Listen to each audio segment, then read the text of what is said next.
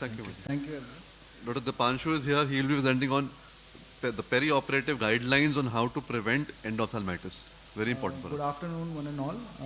My topic is more or less been covered by previous speakers, so I'll keep it brief. Basic definition of post-operative endophthalmitis has already been taught. It's nothing but inflammation of the ocular coats secondary to an infectious source. And incidence of post-operative endophthalmitis overall has been around 0.05%, and most commonly it is due secondary to Staphylococcus species. And we need to have pre-operative, intraoperative, and post-operative measures to prevent this endophthalmitis. Apart from what has been covered, prophylaxis basically not only involves topical drops or post-operative drops, but when the patient presents to you, you should look at the patient in general. You should have a documentation of his existing comorbidities. If there are any infectious foci in the body, open wounds are there, because a lot of diabetic patients might have diabetic foot, or they might have open ulcer on the limbs, anywhere else in the body. So you have to take make sure that you document that, and only once that foci has been treated, then only you should take up the patient for surgery. Apart from that, patient's personal hygiene, ocular hygiene is also very important. Patient's lid hygiene, if the patient is having blepharitis, severe blepharitis, then you should treat the patient for that, and then you can take up the patient for surgery. And if there is associated dacrocystitis, then that should be taken care of first, because that can be a very prominent source of infection post-operatively.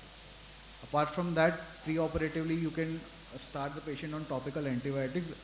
The main advantage is decreases the load of bacteria, but there are certain disadvantages to it, that it alters the normal eyelid and conjunctival flora, and there can be antibiotics resistance.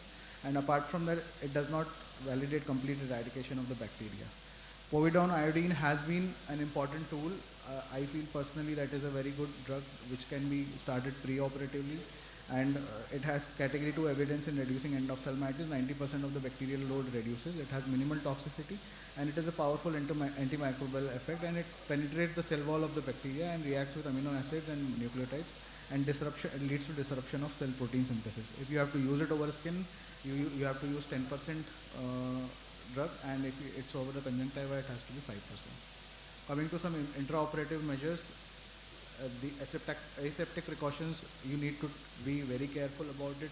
In a lot of times, what we see is when we are doing surgeries in CAM settings, it is just wiped once, and then patient is this povidone is cleaned off, and they have put the drape. Ideally, you should keep it for 3 minutes, because that much time it takes for the drug to act and clean the periocular flora.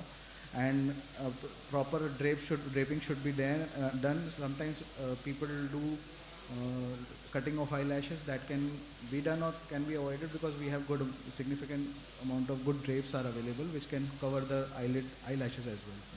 Coming to intracameral cefuroxime, ECRS has reported that it reduces the risk of endophthalmitis by 5-fold. There have been multiple studies which I'll show in subsequent slide. Microbiological spectrum of endophthalmitis varies by geographical area. Countries like India and China have significant proportion of gram-negative and fungal endophthalmitis cases, so fungal infections. So that might not be very effective against cefuroxime. It might not prevent that. So these are few studies which have reported in the Western world that using cefuroxime and without cefuroxime, the chances of endophthalmitis, and most of them have found it to be significant enough that it does prevent it acts as a prophylactic agent in treating endophthalmitis. Coming to intracameral moxifloxacin, I think most of the anti-segment surgeons are currently using this, and the advantage to it is that it reduces the chances of endophthalmitis by 4 to 6 times. It is a broad spectrum antibiotic commercially available for intraocular use. The point of concern is that it can sometimes lead to toxic anti-tear shock syndrome, and it increases the resistance of moxifloxacin, because it is the highest category of drug available currently, and if people start developing resistance, then we might not have a good drug available in the future. Then use of antibiotics in irrigating solution is usually discouraged. There are unknown doses which can get delivered inadequate contact time with the bacteria, and there is also risk of retinal and endothelial toxicity. Post-operative measures is a only measure which we feel is post-operative topical antibiotics if it is an uneventful surgery. but there are no long-term studies available to support this data. In India setting, since hygiene is an issue, medical legal implications are there. Generally, it is advised that till surgical wound has healed, one should continue the post-operative antibiotics. So we recently did a survey where the survey was circulated among retinal surgeons and through VRSA platform, and we found that when we asked the respondents regarding the prophylaxis measures taken for cataract surgery, most of them were using post-operative topical antibiotic as the primary measure. Few of them, like a significant proportion, were still are using intracameral antibiotics. When it was asked for intravitreal injections, then post-operative topical antibiotics still remain the main potential for main agent for preventing the endophthalmitis. Few of them use systemic antibiotics, and like a decent number were preferred not to use since we inject the patient with a 30 gauge needle. So few studies say that it might not be of much use. So in conclusion, I would like to say that one should not overtreat it, and if you do not have the backup of a VR surgeon who can tackle the case, you should immediately refer the patient. And please do take a meticulous history and document everything. If there is any source of infection, please treat that. Cataract surgery can be done at a later date with a good outcome. Thank you.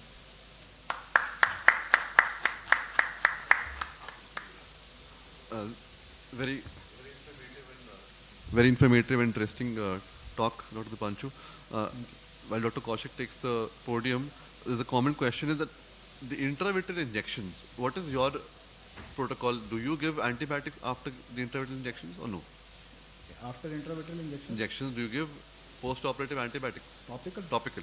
Earlier, like when I was fresh from fellowship, I had given it for a period of 2 years. Now I have slowly reduced giving topical antibiotics after intravitreal, because a lot of studies have shown that it might not be of much use in preventing the. What is your take? How long are you giving? For a week, not more than that. Yes, Even if I give it for a week. I think in India it is legally not safe to give topical antibiotic after any intervention. So doesn't matter what research says, what book says, whatever judge will say, that will be final. It might not have anything to related to justice or fact, but whatever they decide. And also what your other colleagues, what is not written in book, but your other colleagues think is standard practice. If they think this is the standard practice, then you should go by their way. So most of the people obviously are using topical antibiotic drops after cataract surgery, any ocular intervention including intravitreal injection. So I do not think it is a good idea to avoid post-operative topical antibiotic in India. Also in USA they are doing this. There are many of people, they do not see even the patient. They will tell the patient, I have given you injection, you come back after one month and take the injection, take the scan, and will inject it on the same day, and you might not even have to give preoperative moxifloxacin also. So these in USA etc. they are practicing this, but in India and in USA they are giving intravitreal injections in office, which are clean. They just clean and grab and give the injection in the OPD itself. So these are not possible in India.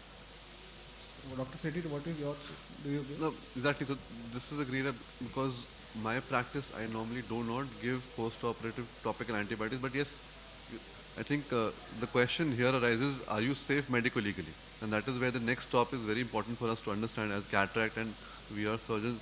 Though we might be doing the correct thing, because the medical guidance do suggest it's not necessary to give it. And more amount of microbial resistance comes up if you keep giving. Also, I feel molecule is very important. Even but won't betadine help us?